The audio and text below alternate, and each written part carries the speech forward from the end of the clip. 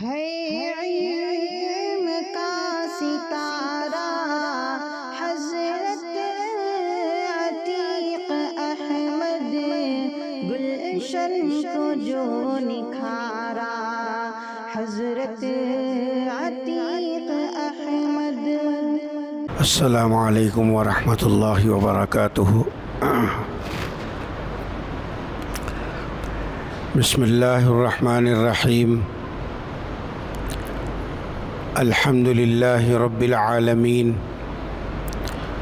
والصلاة والسلام علی سید الانبیاء والمرسلین۔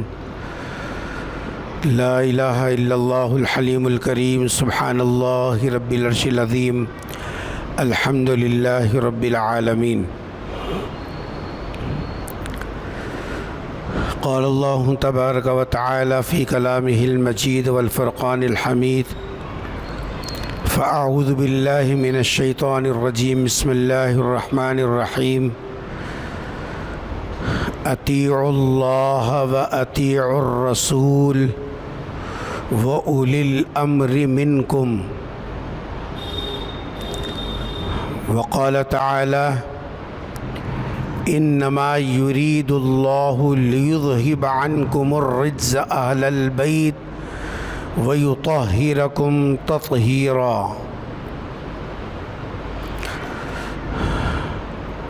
قال الحسن بن علی رضی اللہ عنہما یا اہل العراق اتقوا اللہ فینا فإنا أمراؤكم وضيفانكم ونحن أهل البيت۔ رواہ ابن کثیر۔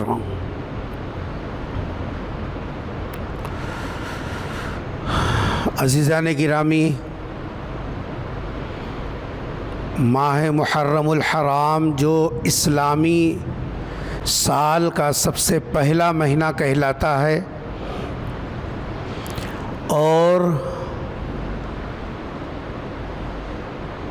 وہ 4 مہینے جس کو قرآن کریم نے حرمت والے مہینوں میں شمار کیا، ان میں سے ایک مہینہ محرم الحرام کا بھی ہے۔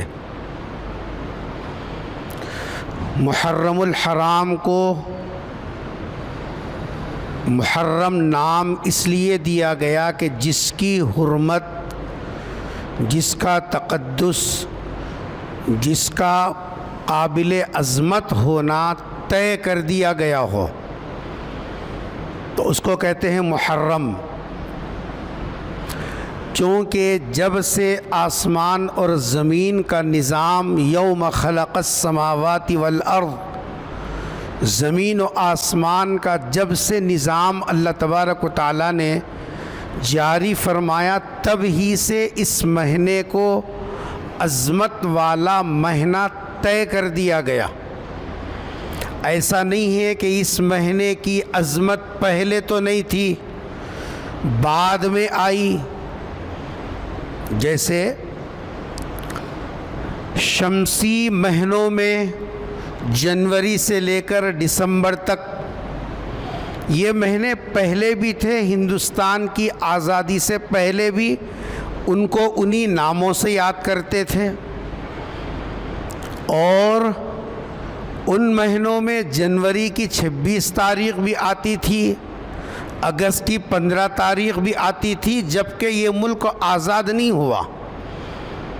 جی، مغلیہ سلطنت رہی، ان کے زمانے میں بھی یہ مہینے چلے اور یہ تاریخیں آتی رہی۔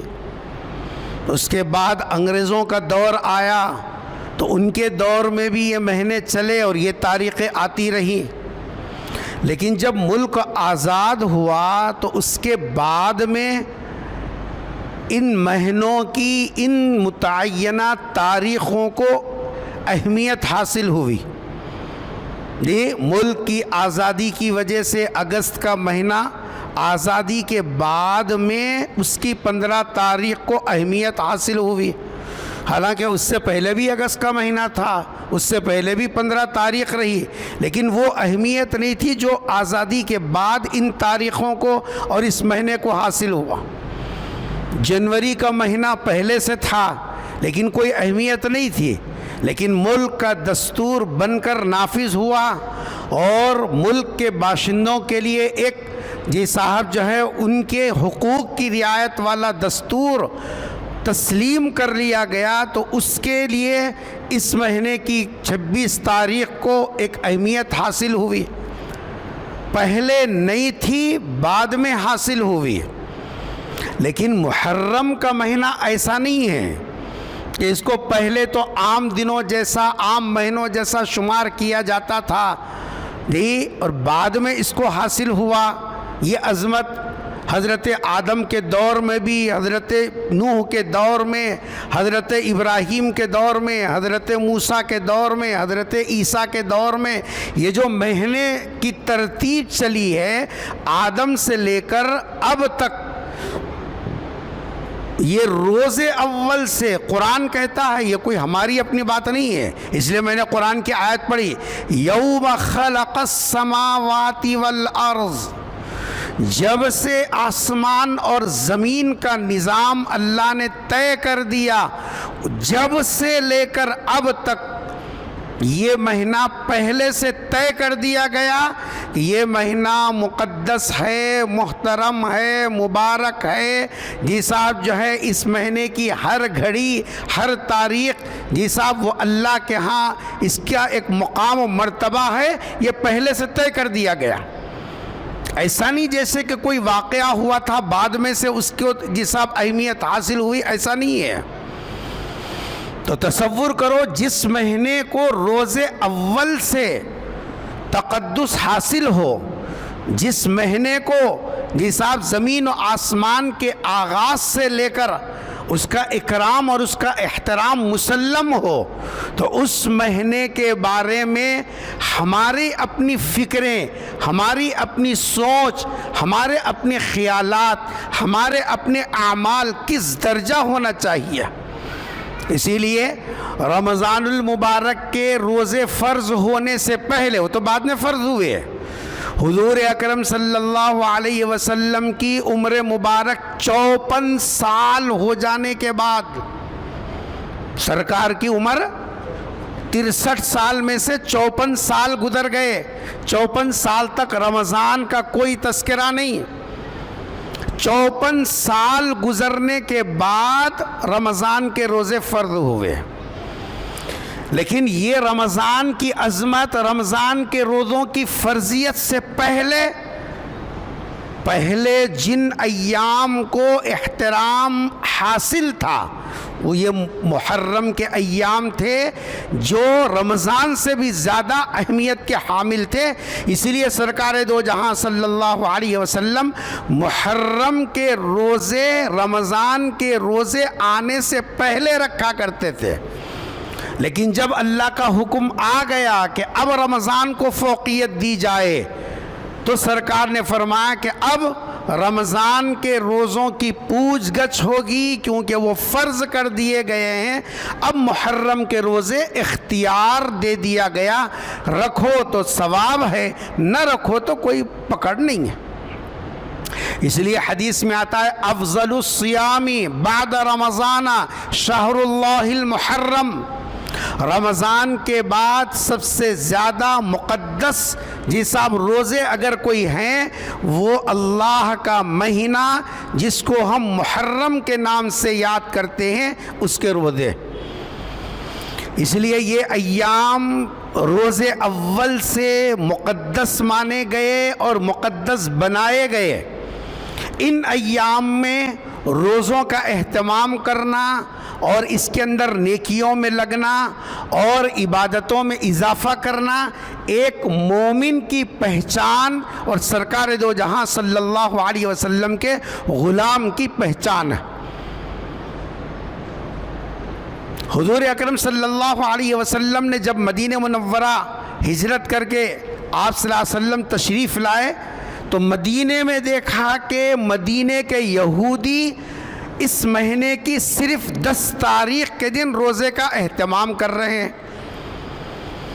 سرکار نے پوچھا کہ بھئی یہ لوگ روزہ کیوں رکھ رہے ہیں؟ تو اللہ کے رسول چونکہ یہ تاریخ محرم کی 10 تاریخ چونکہ فرعون کے ظلم سے نجات ملی اور جی صاحب وہ غرق کیا گیا، ان کے ظلم سے ہمیشہ ہمیشہ کے واسطے پیچھا چھوٹا، اس شکرانے میں یہ لوگ روزہ رکھتے ہیں۔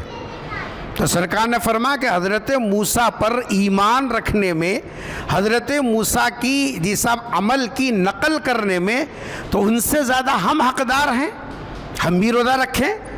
چنانچہ سرکار دو جہاں صلی اللہ علیہ وسلم نے سن 9 ہجری کے اندر سب صحابہ کرام کے ساتھ اس تاریخ کو روزہ رکھا، لیکن چونکہ روزہ وہ بھی رکھتے ہیں اور ہم بھی رکھے ہیں تو ان کے ساتھ ایک گناہ مشابہت ہو گئی، اس لیے حضور اکرم صلی اللہ علیہ وسلم نے فرمایا کہ ہم نے روزہ تو رکھا لیکن آئندہ سال جب محرم آئے گا تو ہم ان کے عمل کی موافقت سے بچنے اور مشابہت سے بچنے کے لیے اگلے سال ہم 9 تاریخ کا بھی روزہ رکھیں گے۔ لیکن زندگی نے وفا نہ کی، اللہ کا بلاوا اس سے پہلے آ گیا، سرکار دو جہاں صلی اللہ علیہ وسلم دنیا سے پردہ فرما گئے، لیکن آپ نے اپنا ارادہ امت کے سامنے رکھ کر بتلایا کہ تمہارے نبی کی جی صاحب آرزو یہ تھی کہ جو ہے عاشورہ کے روزے سے پہلے ایک دن کا روزہ تم ملا لو۔ اسی لیے حکم یہ ہے کہ 9-10 کا روزہ یا 10-11 کا روزہ تاکہ مشابہت سے بچنے کے لیے جو ہے رکھنا چاہیے۔ اس ایک روزے کی بڑی فضیلت ذکر کی گئی ہے احادیث مبارکہ کے اندر، یعنی آج کل کے حساب سے جمعرات جمعہ کا روزہ یا جمعہ اور ہفتے کے روزے کا اہتمام کرنا چاہیے۔ عموماً جہاں محرم کا مہینہ شروع ہوتا ہے، مساجد سے، ممبروں سے، محراب سے، خصوصی مجالس میں، خصوصی جی صاحب اجتماعات میں مسلمانوں کا مزاج ہے کہ وہ حضور اکرم صلی اللہ علیہ وسلم کے خاندان میں سے بھی خصوصیت کے ساتھ آپ کے جو نواسے مشہور حضرت حسن اور حضرت حسین رضی اللہ تعالی عنہما، ان لوگوں کی قربانیاں، ان لوگوں کے احوال، ان کی زندگی کے سیرت کے حصے سننے کو اپنے لیے نصیبہ سمجھتا۔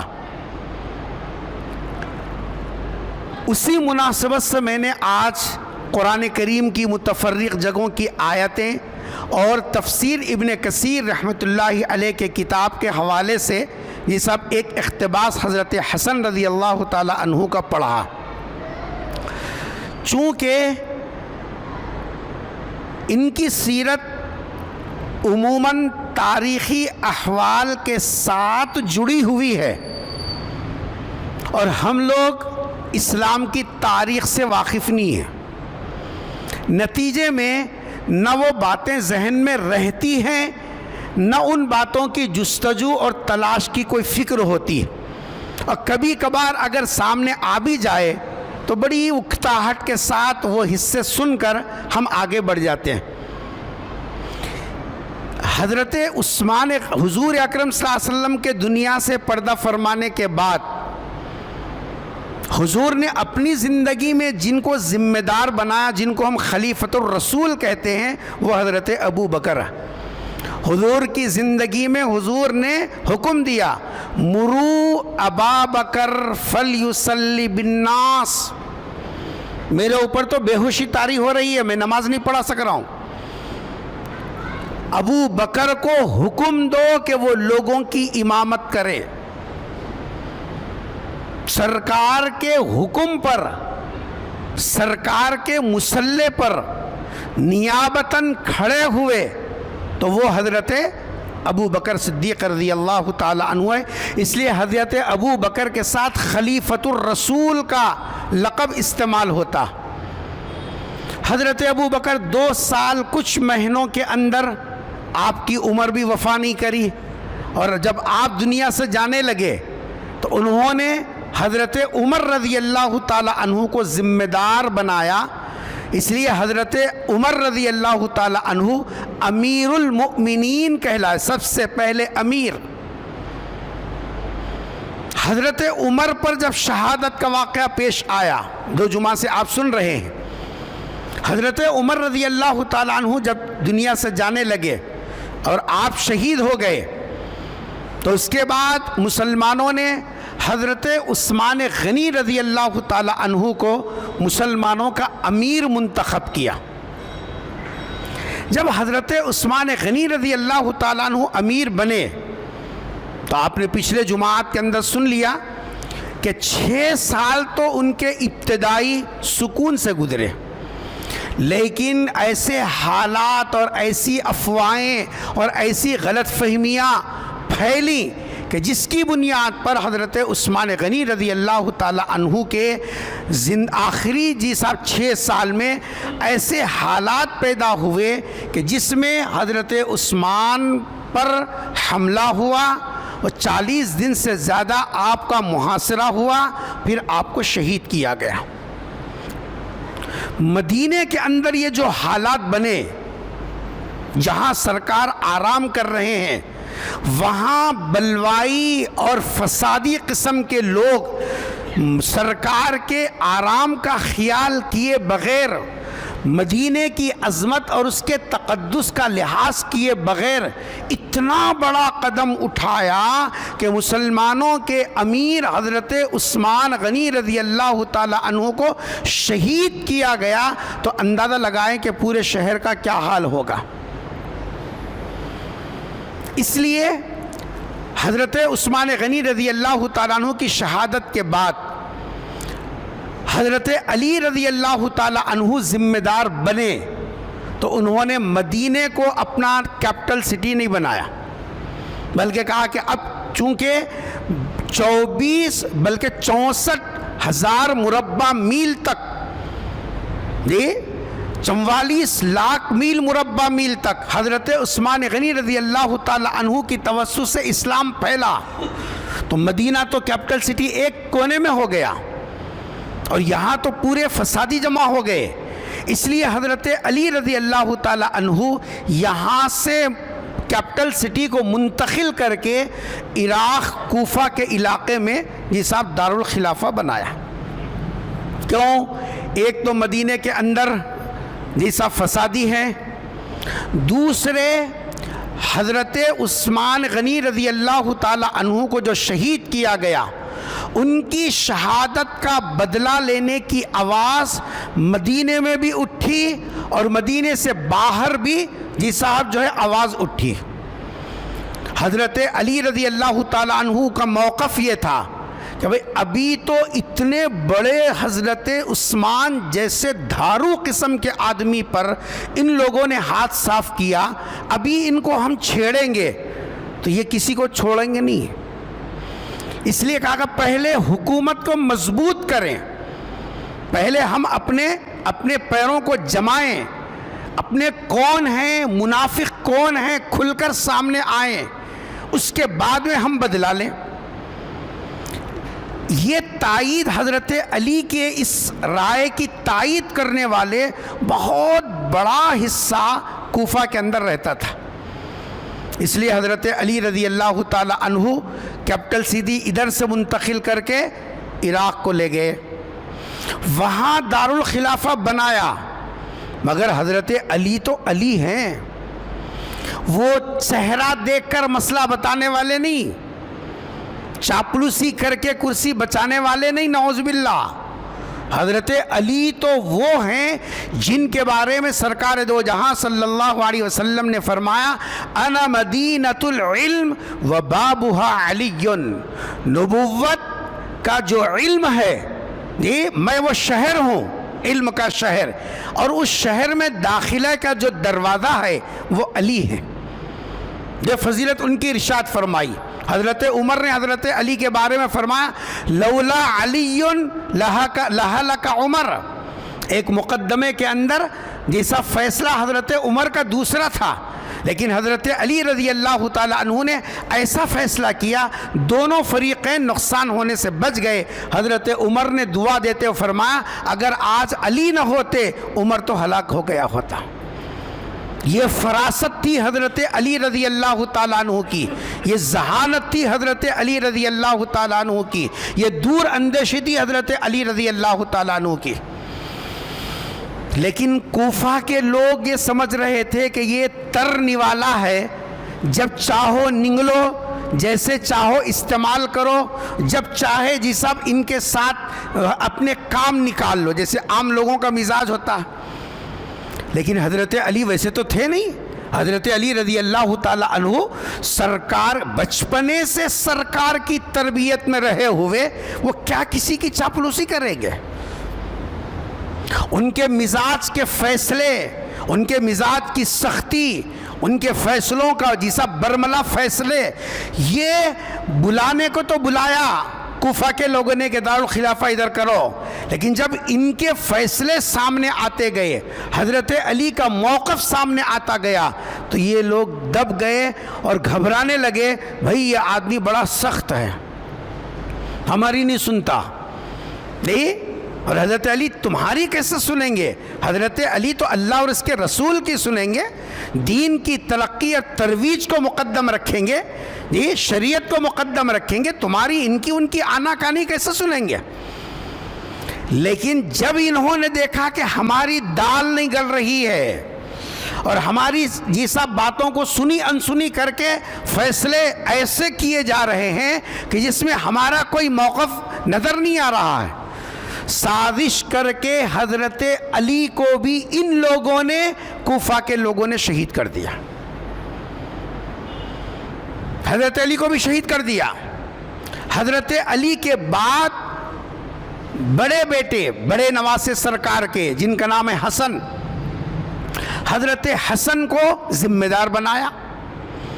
حضرت حسن رضی اللہ تعالیٰ عنہ کو ذمہ دار بنایا تو حضرت حسن دیکھ رہے تھے، مزاج میں بہت نرم تھے، حضرت حسن مزاج میں بہت نرمی تھی حضرت حسن رضی اللہ تعالیٰ عنہ کے۔ انہوں نے سمجھا کہ بھئی یہ نرمی سے ہم ان کے باپ سے تو کچھ کام نہیں کرا سکے، لیکن ان سے ہم کام نکال سکتے ہیں۔ مزاج میں نرمی ہونا الگ ہے، دین بیچنا الگ ہے۔ مزاج میں نرمی ہونا الگ ہے، حق پر ڈٹ جانا، حق کے سامنے جم جانا، یہ الگ ہے۔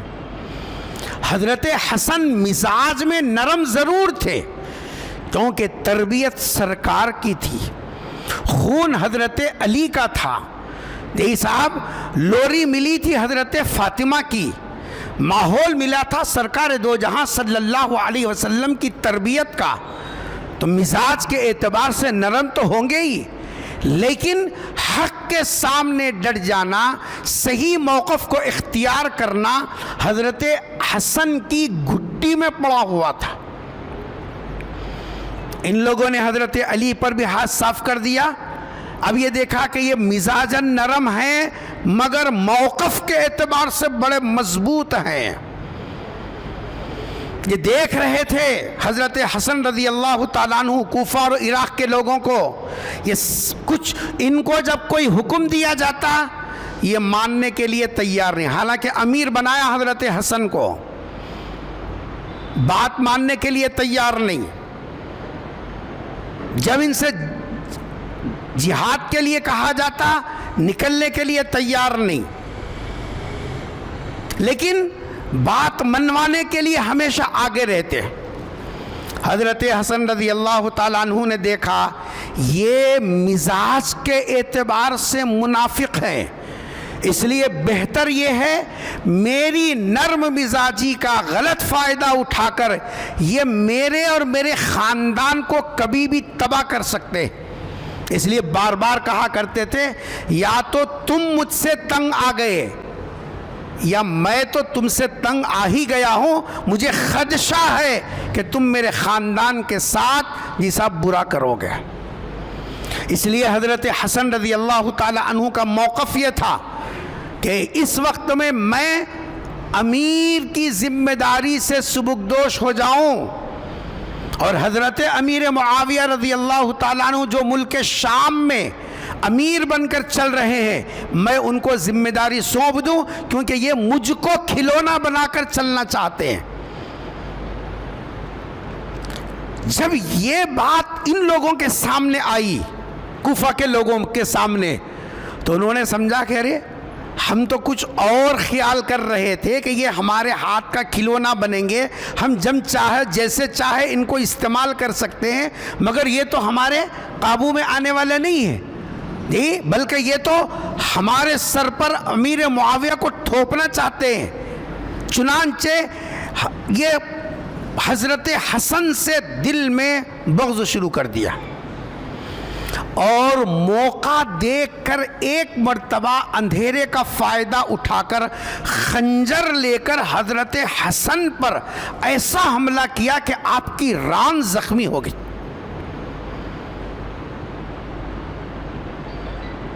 آپ گھوڑے پر سوار تھے، گھوڑے سے نیچے گر گئے حضرت حسن رضی اللہ تعالیٰ عنہ۔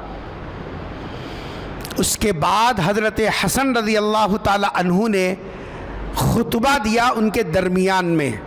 وہ خطبے کے کچھ حصے اس وقت میں آپ کو سنانا چاہتا ہوں۔ حضرت حسن رضی اللہ تعالیٰ عنہ نے دیکھا کہ ان لوگوں نے، میرا خدشہ تھا کہ یہ میری جان کے در پہ بھی ہوں گے، میرے خاندان کو بھی تباہ کر دیں گے، اس لیے انہوں نے جیسا ارادہ کیا کہ اب میں یہ ذمہ داری حضرت امیر معاویہ کے حوالے کروں گا رضی اللہ عنہ، اور میں یہاں سے ذمہ داری سے سبکدوش ہو جاؤں گا۔ وہ نہیں چاہتے تھے، کیونکہ ان کو تو ان کے من کی سننے والا آدمی چاہیے۔ جیسے مسجد میں بھی امام کون ہونا؟ اٹھو بول تو اٹھنے والا، بیٹھو بول تو بیٹھنے والا، صدر صاحب کے گھر کی ترکاری لا کو دینے والا، جی کمیٹی کے سامنے ہاتھ بن کو جی جی جی کرنے والا، انہوں بولے سو بولنے والا، انہوں نکو بولے تو نہیں بولنا، ایسا چاپلوسی کرنے والا رہا امام تو آمنا صدقنا، منڈیاں ہلانا، جھوجو کرنا، ماما کرنا، سب کرنا تیار۔ اور ان کے عادتوں کے خلاف اگر کچھ بولے، ان کی غلطیوں کی نشاندہی کرے، ان کے گناہوں پر ٹوکے، پھر دوسرے دن فلیتا ہاتھ کو دے دے کے نکال دینا، کیونکہ ان کے من کی جی صاحب جو ہے مراد پوری نہیں ہو رہی ہے۔ حضرت حسن رضی اللہ تعالی عنہ کے بارے میں یہ منافقانہ طرز اختیار کر کے انہوں نے حضرت حسن پر حملہ کر دیا۔ حضرت حسن رضی اللہ تعالی عنہ نے خطبہ دیتے ہوئے ارشاد فرمایا، یا اہل العراق، او عراق والو، کیا کر رہے ہو تم لوگ؟ مجھ پر حملہ کیا، ران زخمی کر دیا، گھوڑے پر سے گرا دیا، بلکہ تاریخ کی کتابوں میں لکھا ہے کہ اندھیرے کا فائدہ اٹھا کر ایک بدبخت نے جب آپ پر حملہ کیا، دوسرے جیسا بدبختوں نے جہاں آپ آرام کر رہے تھے وہ خیمے کے تنہ میں کھول کر خیمہ پورا لوٹ لیا۔ اس لیے پیٹ میں منڈی ڈال کے جھکنے والے، ہاتھاں چومنے والوں پر اعتماد نہیں کرنا کبھی بھی۔ یہ جتنا جھکتے ہیں اتنا بمی میں خنجر گھوپنے کے لائق لوگ ہوتے ہیں۔ عزت ذلت اللہ کے ہاتھ میں ہے، یہ پیٹ میں منڈی ڈالنے والے کبھی بھی خطرہ بن سکتے ہیں۔ حضرت حسن رضی اللہ تعالی عنہ لوگوں کو جمع کر کے خطبہ دیا۔ کیا خطبہ دیا؟ یا اہل العراق، اے عراق کے لوگوں، کیا کر رہے ہو تم لوگ؟ کچھ خیال بھی ہے کس کے اوپر تم نے ہاتھ چلایا؟ تمہارا خنجر چلا تو کس کے اوپر؟ کچھ خیال ہے؟ تین باتیں حضرت حسن نے اس موقع پر ان کے سامنے رکھ کر ان کو آر دلائی۔ پہلی بات ان کے سامنے رکھی، اتقوا اللہ فینا، تم جو حرکتیں کر رہے ہو اس بارے میں اللہ سے ڈرو، تمہاری یہ منافقانہ چال تم کو کہیں کا نہیں چھوڑے گی۔ اللہ کا عذاب حرکت میں آیا، پھر دنیا میں کوئی طاقت تم کو بچا نہیں سکتی.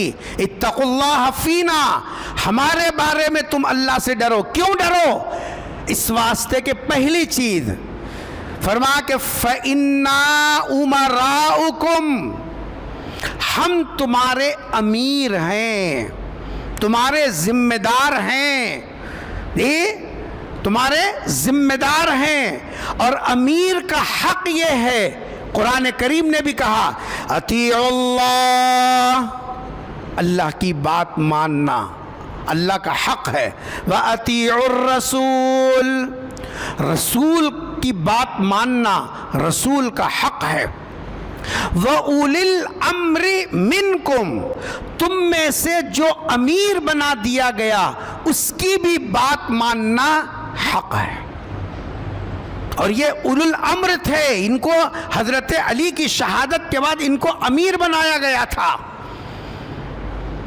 اور امیر کا حق یہ ہے کہ سمعنا واسمعوا واطیعوا، جو حکم امیر دے تم ان کی اطاعت کرو، اس حکم کو پورا کرو. سننا عمل کرنا امیر کا حق ہے. اگر تم نے امیر کی اطاعت نہیں کی، بات نہیں مانی، سنی انسنی کی، سب سے پہلے قرآن کی مخالفت کا وبال تمہاری گردنوں پر آئے گا. حضرت حسن اپنی طرف سے ذمہ دار نہیں بنے، مسلمانوں نے مل کر آپ کو ذمہ دار بنایا، آپ کو امیر طے کیا. جب امیر طے کر دیا تو پھر اب امیر کی بات ماننا تم پر لازم ہے. امیر کی اطاعت کرنے کے بجائے امیر کے اوپر حملہ، امیر کے خیمے کو لوٹ لینا، امیر کے اوپر خنجر چلانا، امیر کے جسم کو زخمی کرنا، کتنی بڑی جسارت ہے. فرمایا کہ جی صاحب فَإِنَّا أُمَرَاؤُكُمْ. اور اطاعت کے بارے میں ایک اصول ذہن میں رکھو، بات آ گئی ورنہ پھر ذہن سے نکل جائے گی. اطاعت کی جہاں تک بات ہے اس میں اصول یہ ہے، جس کی اطاعت کرنا نے، جس کی بات ماننے کا شریعت نے حکم دیا، اللہ اور اس کے رسول کے علاوہ، اردو سمجھ میں آ رہی؟ اللہ اور اس کے رسول کے علاوہ جتنے بھی مسلمانوں کے امیر، ذمہ دار، سرپرست ہیں، ان سب کی اطاعت مشروط ہے، غیر مشروط نہیں ہے. نبی کی اطاعت غیر مشروط، جو بھی حکم نبی کی طرف سے آیا عمل کرنا. میرے کو سمجھ میں نہیں آ رہا، آپ کی سمجھ کا کوئی اعتبار نہیں، آپ کی سمجھ کا کوئی اعتبار نہیں. اللہ کا حکم بھی ویسے ہی ہے اور نبی کا حکم بھی ویسے ہی ہے. لیکن نبی کے بعد جو بھی مسلمانوں کا ذمہ دار، جو بھی مسلمانوں کا امیر یہ سب بنے گا تو اس کی اطاعت مشروط ہے. اگر وہ شریعت کے دائرے میں حکم دیتا ہے تو پھر تو اطاعت کی جائے گی، اور اگر شریعت کی مخالفت میں حکم دیتا ہے، اللہ اور اس کے رسول کی ہدایت کے خلاف حکم دیتا ہے، پھر اطاعت نہیں. فلا تطعهما، اللہ اور اس کے رسول کے بعد جو ہمارے ذمہ دار ہیں، دنیا میں سب سے زیادہ جو ہم پر حکم چلاتے ہیں، جن کو حق ہے حکم چلانے کا، وہ ہے ماں باپ. کیا بھائی؟ اللہ اور اس کے رسول کے بعد دنیا میں سب سے زیادہ جو ہم پر یہ صاحب یہ کرو، یہ نکو کرو، یہ ایسا وہ ویسا جو ٹوکنے والے ہیں، وہ سب سے زیادہ کون ہیں؟ پہلے نمبر پر والدین اور ماں باپ. ماں باپ کی اطاعت اور ان کی فرمانبرداری اور ان کے ساتھ وفاداری بھی مشروط ہے. وَإِن جَاهَدَاكَ عَلَىٰ أَن تُشْرِكَ بِي مَا لَيْسَ لَكَ بِهِ عِلْمٌ، قرآن کی آیت پڑھ رہا ہوں سورہ لقمان کی. اگر تیرے ماں باپ دونوں مل کر تجھ سے یہ زبردستی کریں کہ شریعت کی، اللہ اور اس کے رسول کی مخالفت کا حکم دیں، فَلَا تُطِعْهُمَا، اللہ فرما رہے ہیں کہ اب ماں باپ ہیں ضرور لیکن اب ان کی بات نہیں مانی جائے گی. مسند احمد میں سرکار کا قول موجود ہے، لا طاعت لمخلوق فی معصیت الخالق، اللہ کو ناراض کر کے کسی بھی ذمہ دار کی بات پر عمل نہیں کیا جائے گا، کوئی بھی ترمخا رہنے دے۔ ہر ایک کی بات کو، اس کے حکم کو شریعت کے دائرے میں تولا اور جانچا جائے گا۔ شریعت کی موافقت ہے، عمل کرنا ہے، شریعت کی مخالفت ہے، عمل نہیں کرنا ہے۔ وہ قصہ آپ نے بارہا سنا ہوگا، صحابہ میں ایک صحابی ہیں حضرت سعد بن ابی وقاص رضی اللہ تعالی عنہ، ماں کے بڑے لاڈلے تھے، بہت چہیتے ماں کے، اتنے لاڈلے تھے بیٹے کے بغیر ماں کھانا نہیں کھاتی تھی۔ حضرت سعد بن ابی وقاص رضی اللہ تعالیٰ عنہ، جب کلمے کا اعلان ہوا، صحابہ کے درمیان میں ایمان کی باتیں چلنے لگی، حضرت سعد کے کانوں میں بھی ذرا رکعت پڑی، انہوں نے ایمان قبول کر لیا۔ جب ایمان قبول کیا تو ماں کو اطلاع ملی، بیوہ عورت، بیٹا سہارا ہے، بہت زیادہ جان سے زیادہ چاہتی ہے، تو ماں نے کہا کہ بیٹا سنا ہے باپ دادا کے طور طریقے کو چھوڑ کر تو نے محمد کا اسلام قبول کر لیا، جب تک تو اسلام سے پھرے گا نہیں میں کھانا نہیں چھوں گی۔ اب ایک طرف ماں کی محبت، ماں کی ممتا، ماں کا تعلق، اور ایک طرف ان کا حکم اسلام کو چھوڑنے کا، سرکار سے دور ہونے کا۔ اب دونوں چیزیں سامنے ایسی آ گئی کہ جی صاحب ایک کو چھوڑتے ہیں تو ایک جاتا ہے، ایک کو اختیار کرتے ہیں تو دوسرا چھوڑ جاتا ہے۔ ایسے وقت میں اصول یہ ہے جو حضور کا ارشاد ہے، لا طاعت لمخلوق فی معصیت الخالق، بھلے یہ ماں ہے ان کا حق بہت اونچا ہے، بھلے یہ باپ ہے ان کا درجہ بہت اونچا ہے، لیکن اللہ اور اس کے رسول کی مخالفت میں ان کی بات پر عمل نہیں کیا جائے گا۔ ایک دن گزر گیا، بیٹا سمجھاتا کہ اماں کھانا کھا لے، بھوکی رہے گی تو کمزور ہو جائے گی، موت کے قریب ہو جائے گی، ماں سنی نہیں، اپنے ضد پہ اڑی رہی۔ دوسرا دن گزرا، دوسرے دن بھی سمجھاتا رہا، بیٹے کی بات سمجھ میں نہیں آئی۔ ماں یہ سمجھ رہی تھی کہ میرے بھوکے چہرے کو دیکھ کر بیٹے کا دل نرم ہو جائے گا اور میری بات، میری ضد پوری کرے گا، لیکن ایمان وہ نشہ ہے جو ایک مرتبہ کسی کے اوپر آ جاتا ہے، پھر دنیا کی کوئی طاقت اس کو ایمان سے نکال نہیں سکتی، بشرطے کہ ایمان اندر پہنچا ہو۔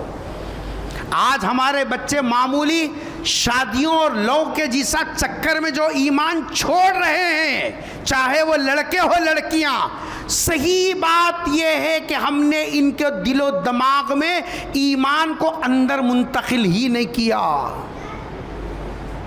ہاں رسمی ایمان چل رہا تھا، دیکھا دیکھی عبادتیں چل رہی تھی، ایمان کی حقیقت ان بچوں کو جساب کو جو ہے آشنا کرایا نہیں گیا تھا، اس لیے پیسے، عہدے، نوکری کے لالچ میں آ کر وہ ایمان سے ہاتھ دھو بیٹھ رہے ہیں۔ غلطی ان کی نہیں ہے، غلطی ہم ذمہ داروں کی ہے کہ ہم نے ان کو ایمان کا صحیح سبق پڑھایا نہیں۔ تیسرا دن ہو گزرا، حضرت سعد رضی اللہ تعالیٰ عنہ نے دیکھا ماں نرم ہونے کے بجائے کمزور تو ہو رہی ہے لیکن اپنی ضد پر پختہ ہو رہی ہے، تو وہ تاریخی جملہ حضرت سعد بن ابی وقاص رضی اللہ تعالیٰ عنہ نے کہا، تاریخ نے ان کے یہ جملے کو نوٹ کر لیا۔ حضرت سعد نے فرمایا کہ ماں اگر تو بھوکی رہ کر مر بھی جائے تو تیری موت گوارا ہے، لیکن ایمان چھوڑنا گوارا نہیں ہے۔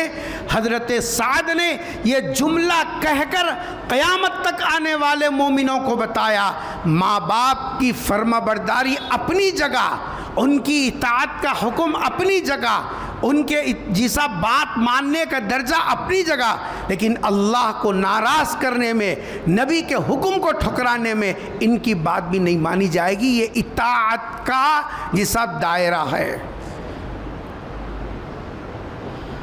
آج ماں باپ تو دور کی بات ہے، معمولی دوستانے میں معمولی رشتوں کو بنیاد بنا کر اسلام سے ہاتھ دھو بیٹھ رہے ہیں اور باضابطہ اعلان کر رہے ہیں کہ ہم اپنی خوشی سے ایمان چھوڑ کر جس آپ غیر مذہب کو اختیار کر رہے ہیں. یہ ہمارے بولنے سے یہ طوفان اور یہ سیلاب اور یہ ریلا رکنے والا نہیں ہے.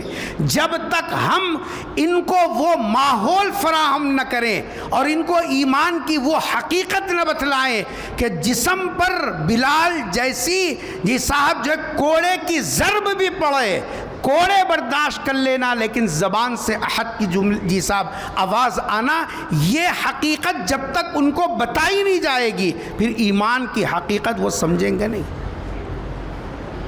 تو میں بتا رہا تھا حضرت حسن رضی اللہ تعالیٰ نے کیا کہا، فَإِنَّ أُمَرَاؤُكُمْ، مجھ پر تم حملہ کر رہے ہو، میرے خیمے کو تم نے لوٹ لیا، نبی کی نسبت کا خیال بھی نہیں کیا. چلو نبی کی نسبت تو پہلے یہ تو دیکھو میں تو تمہارا امیر ہوں اور امیر کی تو بات مانی جاتی ہے. قرآن نے کیا کہا، اولی الامر، تمہارا جو مسلمانوں کے معاملات کا جو ذمہ دار طے کیا گیا اس ذمہ دار کی بات ماننا یہ عین اسلام ہے.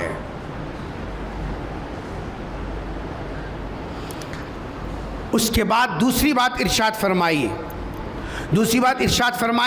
وظیفاؤکم، میاں میرے اوپر تم حملہ کر رہے ہو جبکہ میں تمہارا امیر بھی ہوں اور ساتھ میں تمہارا مہمان ہوں. میں کوفہ کا تو پیدائشی نہیں ہوں، عراق کا تو میرا جائے وطن نہیں ہے. ہمارا جائے وطن تو کیا ہے، مدینہ ہے. ہماری جائے پیدائش تو حضرت حسن اور حضرت حسین کی مدینہ ہے. ہم تو تمہارے پاس آئے ہیں مہمان بن کر، اور مہمانوں کو عزت دینا یہ مسلمان کی شان ہے اور اسلامی حق ہے. اور مہمان کے ساتھ بد تہذیبی اور جساب ان کی بے حرمتی کرنا یہ ایمان کے کمزور ہونے بلکہ ایمان کے نہ ہونے کی پہچان ہے.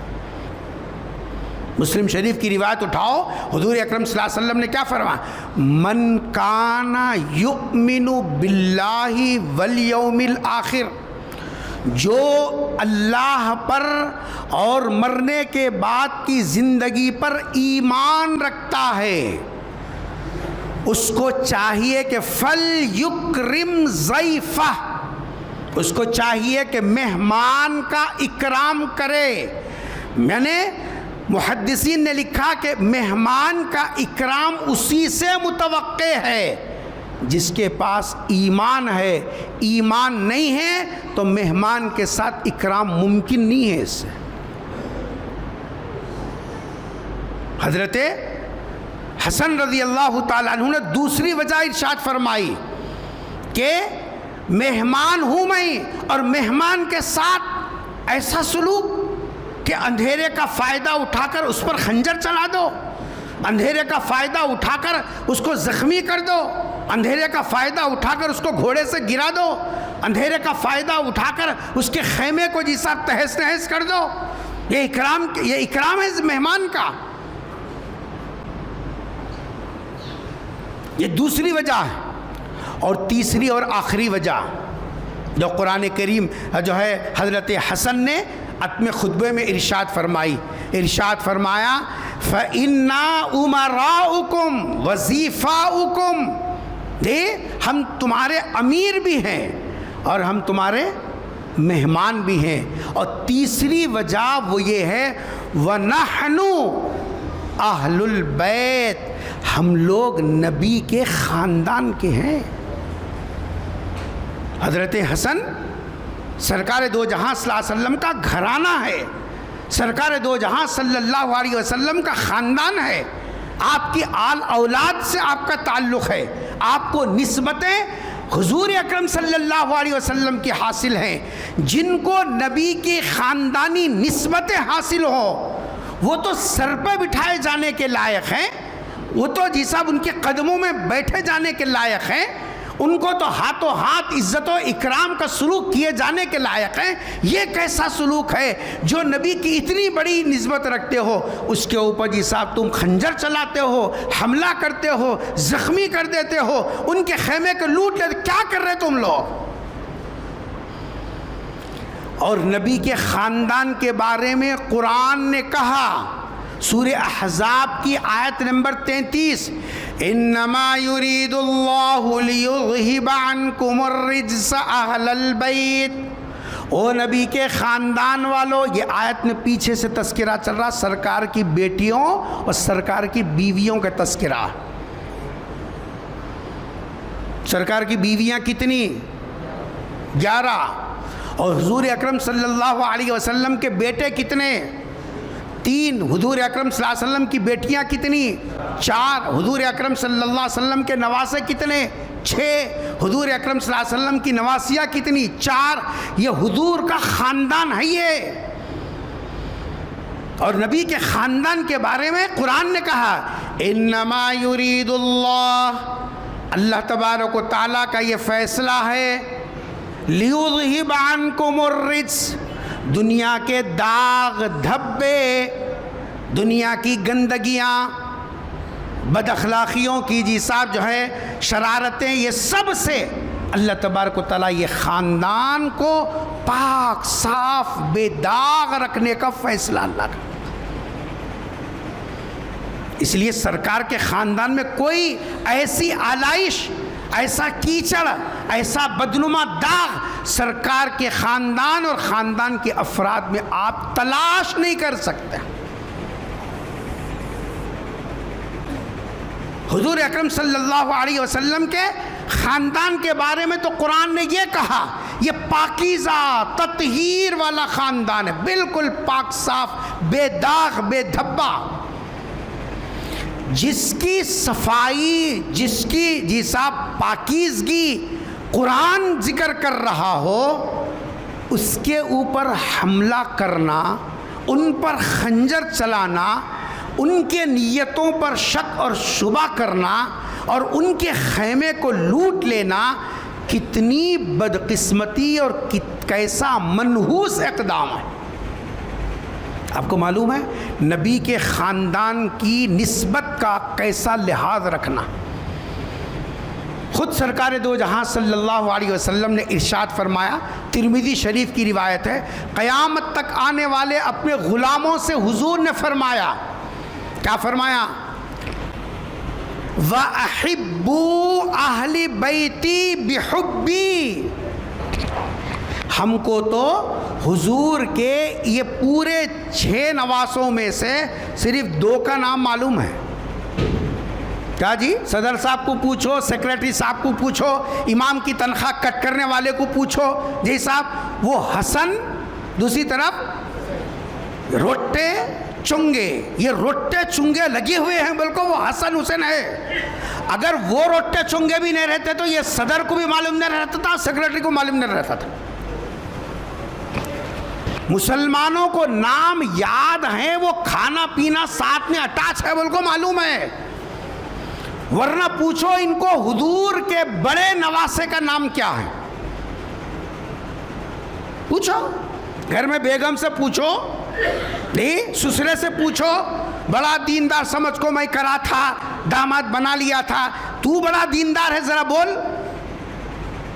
محرم آیا مل صاحب بیٹی کو جی صاحب لا کو چھوڑو، بول کو جو فونا کر رہا سسرا، وہ سسرے کو پوچھو. محرم کے مہینے میں نبی کے خاندان کی تفصیلات بتاؤ، ذرا حضور کے بڑے نواسے کا نام بتاؤ. بول سرکار کی بڑی نواسی کیا نام ہے پوچھو، نہیں بتا سکتے، کیونکہ ان سے نہ روٹے لگے ہوئے ہیں، نہ چونگے لگے ہوئے ہیں، نہ نئی ہنڈی کا شربت لگا ہوا ہے، کچھ بھی نہیں ہے. کیوں یاد رکھیں گے؟ حضور کی نسبت ہے تو آئندے اپنے کو کیا کرنے کا ہے، اپنے کو جہاں کھانا ملا وہاں شیر ہیں. حضور اکرم صلی اللہ علیہ وسلم نے قیامت تک کے غلاموں کو، ہم جیسے غلاموں کو حضور نے کیا حکم دیا؟ احبوا لأہل بیتی میاں اگر تم میرا کلمہ پڑھتے ہو، مجھے آخری نبی تسلیم کرتے ہو، مجھے اللہ کے رسول کا قاصد مانتے ہو، سردار انبیاء کا ایمان رکھتے ہو، امام الاتقیاء کہتے ہو، پھر میرے خاندان کے لوگوں سے محبت کرو۔ فعل امر ہے، امر، جیسے اقیم الصلاۃ امر ہے، نماز پڑھو، آتوا الزکاۃ زکوٰۃ دو، اتم الحج حج پورا کرو، اتم العمرہ عمرہ پورا کرو، جیسا حکم ہے ویسے احبو اہل بیتی میرے خاندان کے لوگوں سے کیا کرو؟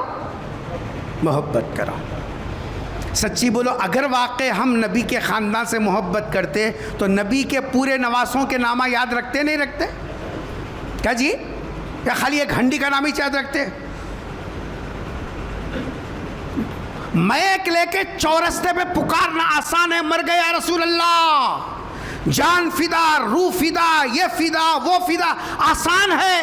نبی کے بڑے نواسے کو، نبی کی پہلی نواسی کو، نبی کے 4 نواسیوں کو، نبی کے پورے نواسیوں کو، جی صاحب ان کے نام کو یاد رکھنا بہت، نام جس کو نہیں معلوم ان کی حالات کیا معلوم ہے؟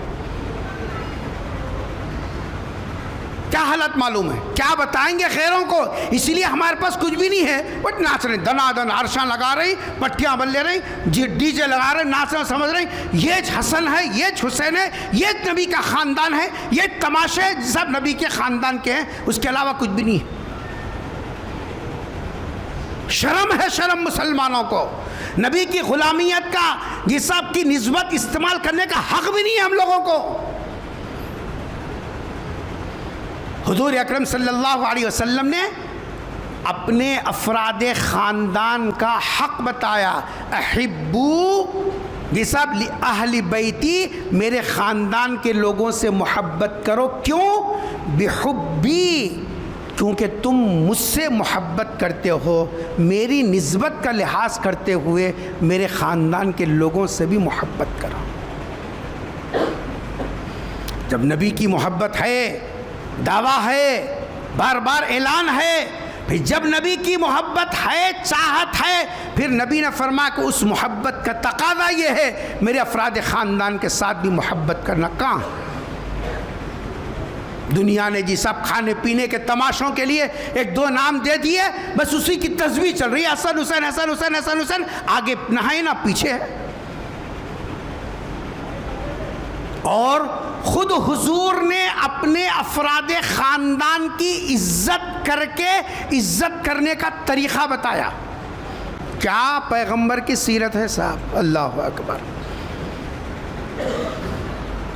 سرکار دو جہاں صلی اللہ علیہ وسلم کی اس ادا پر قربان جائیے۔ سرکار کی مجلس میں اگر آپ کی بیٹی حضرت فاطمہ آ جاتی، سن رہے ہیں، سو رہے ہیں؟ ہاں ماہر ہیں سونے میں، تو پتہ بھی نہیں چلتا کہاں سو رہے ہیں۔ سرکار کی مجلس میں حضرت فاطمہ آ جاتی، یہ وہ شخصیت ہے جن کے دربار پر آج بھی 70,000 فرشتے سلامی جس کے لیے آتے ہیں۔ سرکار کی ذات، آج بھی 70,000 فرشتے آپ کے روضے پر سلامی کے لیے آتے ہیں۔ یہ شخصیت فاطمہ جب آ جاتی تو کھڑے ہو جاتے تھے، یہ اکرام کر کے بتلایا۔ بیٹی آ جاتی تو بیٹی کے پیشانی کو بوسہ دیتے تھے۔ اب کیا کیا سمجھانا، کیا کیا سکھانا۔ ڈرامے دیکھ دیکھ کے بے حیا بن گئی ہماری قوم، اللہ معاف کرے۔ اب اس سے زیادہ کڑوے جملے کیا استعمال کروں میں؟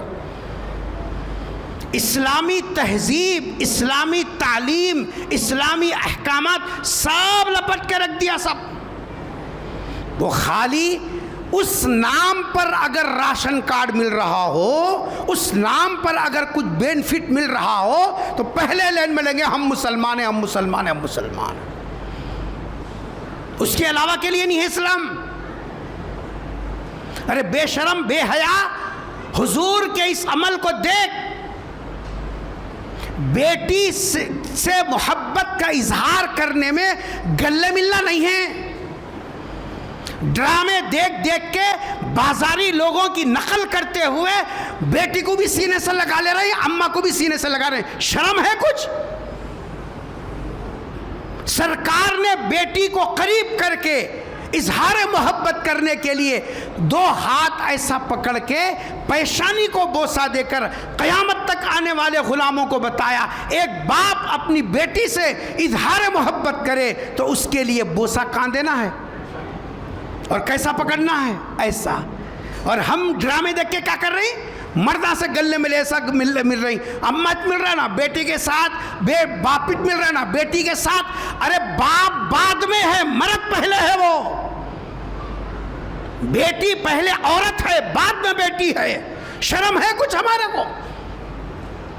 اور اس کے وہ کیا بناتی, وہ ٹکڑیاں کیا بولتی اس کو, کلپس. ماشاءاللہ انگلش کا کھانا کھا کے ایسے انگریزاں بنے ہوئے ہیں, کلپس فونا میں ڈال لیتے ہیں.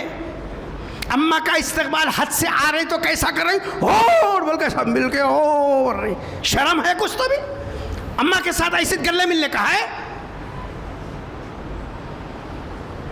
خالی دل فٹ کی دالی رکھنے سے کمال نہیں ہے.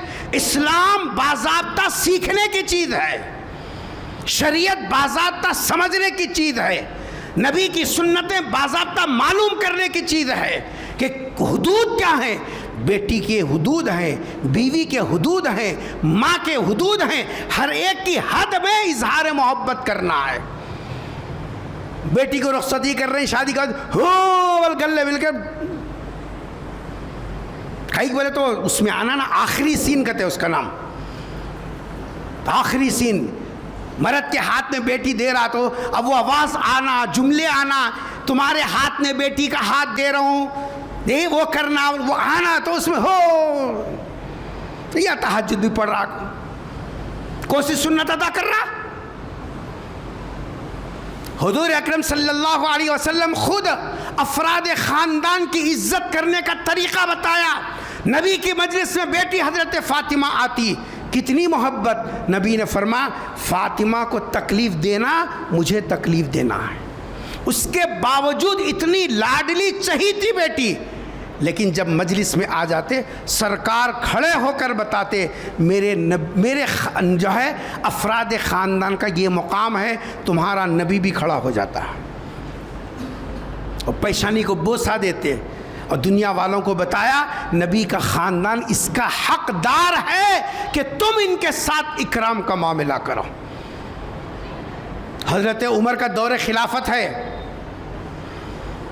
وظیفہ جاری ہو رہا. حضرت عمر کے بیٹے ابن عمر ان کا نام, ان کا وظیفہ کم لکھ دیا گیا 1000 دینار, اور حضرت حسن اور حضرت حسین کے وظیفے کا نمبر آیا. جو بیٹے کو مل رہا تھا اس میں سے 5000 اضافہ کر کے شہزادوں کا جیسا وظیفہ مقرر کیا گیا, جبکہ یہ عمر میں چھوٹے ہیں, لڑائیوں میں کسی میں شریک نہیں ہوئے, کسی غزوات میں نہیں آئے. حضرت ابن عمر نے ابا جان سے کہا میں سرکار کے ساتھ ہر لڑائی میں شریک رہا, دین کے لیے میری قربانیاں ہیں, میرا وظیفہ اتنا کئی کو اور ان کا وظیفہ اتنا کئی کو, میرے سے 5000 زیادہ. کیا جواب دیا ہوں, کیا جواب دیا ہوں؟ حضرت عمر رضی اللہ تعالیٰ عنہ نے جواب دیا میاں ان کے نانا کو جو نسبت ہے, اس نواسے کو اپنے نانا کی جو نسبت ہے تمہاری پیڑھی میں کسی کو بھی نہیں ہے. ان سے تم اپنا تقابل نہیں کر سکتے. ان کی جو نسبت ہے وہ سرکار کی طرف ہے, اس لیے ان کا وظیفہ زیادہ, اور تمہارے نانا کو وہ نسبت حاصل نہیں ہے, اس واسطے تمہارا وظیفہ عام لوگوں کے برابر ہے. جنازے میں گئے, حضرت حسن بھی ساتھ میں تھے جنازے میں. حضرت ابو ہریرہ رضی اللہ تعالیٰ عنہ جو حضور سے 2 تھیلے حدیثیں حاصل کی تھی, حضرت ابو ہریرہ محدثین میں سب سے پہلا نام سرکار کے صحابہ میں اگر کسی کا آتا ہے تو وہ حضرت ابو ہریرہ کا نام آتا ہے رضی اللہ عنہ۔ جنازے میں آئے، گڑھا کھودنے میں ابھی تھوڑا سا وقت تھا، حضرت حسن بھی اس جنازے میں تشریف لائے تھے۔ حضرت ابو ہریرہ نے دیکھا حضور کے نواسے کے جوتے پر دھول ہے۔ اتنا بڑا محدث ابو ہریرہ نیچے بیٹھ کر اپنے چادر کو لے کر حضرت حسن کے جوتے کو صاف کرنے لگے۔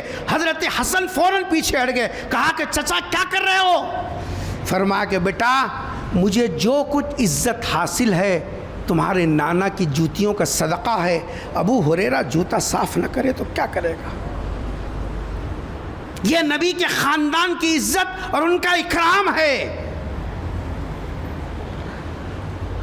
حضرت حسن نے پوچھا، وہ یا اہل عراق، اہل کوفہ، نبی نے فرمایا تھا کہ جی صاحب جو ہے اہل بیت کے ساتھ اعزاز کا معاملہ کرنا، اور ہم اہل بیت میں سے ہو، اور تم کیا کر رہے ہو؟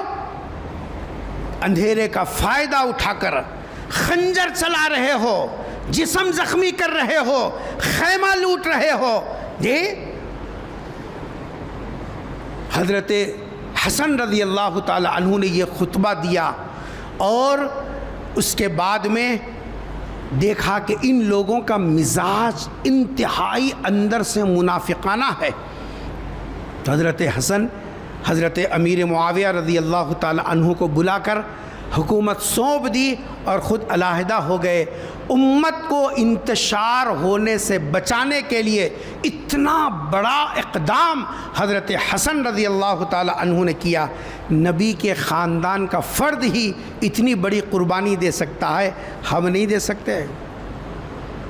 ہم قربانی تو کیا دیتے ہیں، ہم ان کی نسبت پر جو خرافات شروع کیے لوگوں نے اس کو چھوڑنے تیار نہیں، اس سے رکنے کے لیے تیار نہیں ہے۔